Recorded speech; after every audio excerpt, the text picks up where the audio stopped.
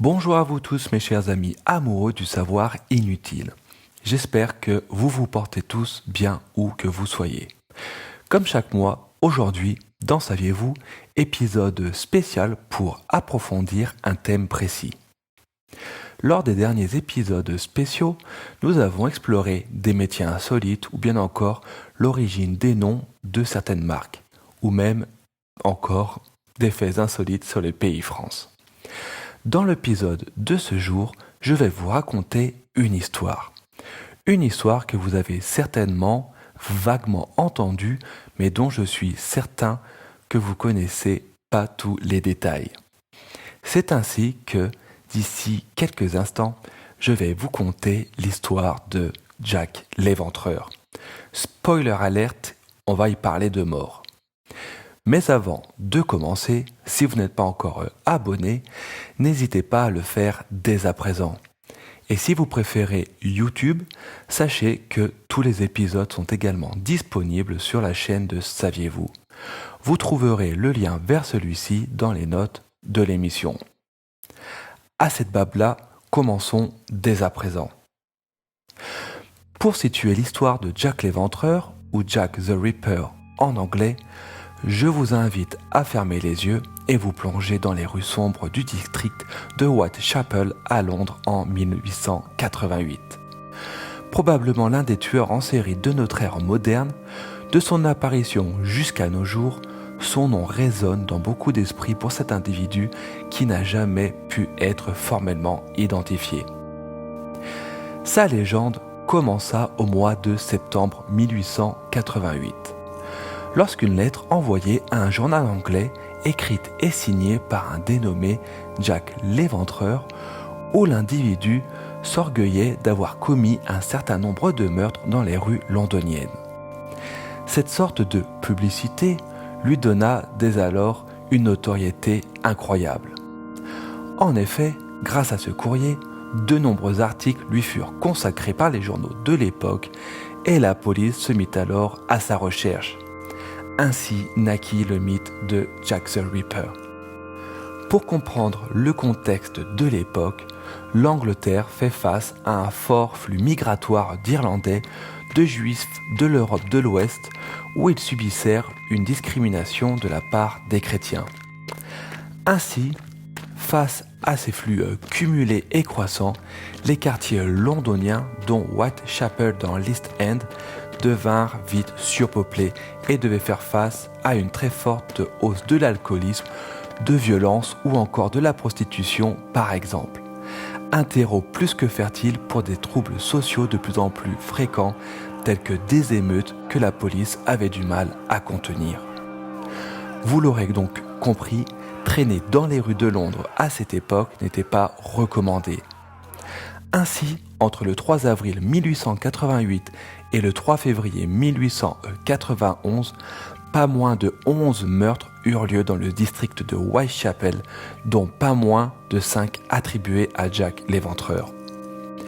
Mais avant de nous pencher sur les meurtres commis, si vous écoutez encore cet épisode, c'est que vous appréciez ce que vous écoutez. Alors n'hésitez pas à vous abonner pour être tenu au courant des prochaines émissions mises en ligne. Hors épisodes spéciaux, 2 fois par semaine, 2 épisodes de 2 minutes maximum pour apprendre à chaque fois un fait insolite mais vrai. Comme je vous le disais, parmi la série de meurtres perpétrés durant cette période, 5 furent attribués au seul fait de Jack l'Éventreur. Il s'agit de ceux de Mary Ann Nichols, Annie Chapman, Elizabeth Street, Catherine Edwards et Mary Jane Kelly. En effet, ces 5 assassinats disposent du même modus operandi et les victimes de nombreux points communs. En effet, Jack ne choisissait pas ses proies par hasard. Seules des prostituées travaillant dans les bas-fonds de Londres l'intéressaient. Des femmes dont tout le monde se fichait, sans éducation et issues des plus basses couches sociales de la société anglaise de l'époque. Pour chacune des victimes, toujours la même manière de procéder. Elles eurent toutes la gorge tranchée et présentaient des mutilations abdominales. D'ailleurs, la manière dont les organes furent ôtés de 3 de ces femmes laisse à penser que l'assassin maîtrisait des notions en chirurgie ou d'anatomie. En effet, l'extirpation des organes était trop propre pour avoir été faite par un individu quelconque. Cette hypothèse a d'ailleurs été confirmée lorsque le tueur en série envoya une lettre au comité de vigilance de Whitechapel avec un rein à l'intérieur de l'une des victimes. Je ne rentrerai pas en détail précisément sur les mutilations subies par ces pauvres femmes. En effet, au fur et à mesure que Jack l'Éventreur commit ses méfaits, sa sauvagerie augmentait de plus en plus. Les photographies prises à l'époque sont d'ailleurs insupportables. Je ne vous recommande pas de les voir, c'est vraiment. Un peu plus tard, d'autres meurtres ont voulu être attribués à Jack l'Éventreur, mais au final, la manière de procéder ne correspondait pas. Pas le bon quartier ou pas la même manière de tuer, par exemple. Contrairement à aujourd'hui, il n'y avait pas de réseaux sociaux ou d'immédiats comme la télévision pour que des copieurs ou copycats puissent reproduire trait pour trait la manière de faire. Comme vous pouvez vous en douter, de nombreuses enquêtes eurent lieu afin de tenter d'identifier et d'arrêter Jack the Ripper. Une longue liste de suspects de plus de 2000 noms fut établie. Malgré tous les efforts de la police, ils n'arrivaient pas à mettre la main sur lui. Les citoyens eux-mêmes se réunirent et formèrent le comité de défense de Whitechapel pour tenter de mener l'enquête eux-mêmes, mais en vain. Durant les différentes enquêtes, il a été établi que le tueur en série devait peut-être être un boucher ou un médecin du fait de la connaissance de l'anatomie humaine. Encore aujourd'hui, son identité reste un véritable mystère.